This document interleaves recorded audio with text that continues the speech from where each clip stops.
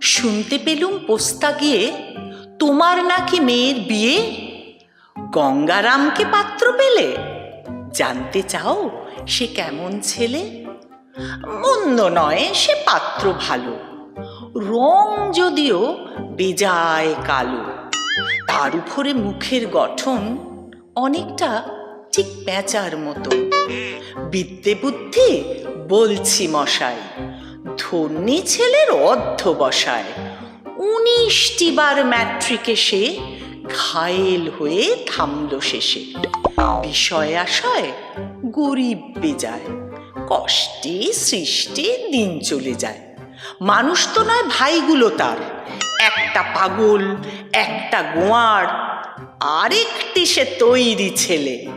জাল করে নোট গেছেন জেলে। কনিষ্ঠটি তবলা বাজায়, যাত্রা দলে 5 টাকা পায়। গঙ্গারাম তো কেবল ভোগে পিলের জ্বর আর পাণ্ডুরোগে। কিন্তু তারা উচ্চ ঘর, কংসরাজের বংশধর।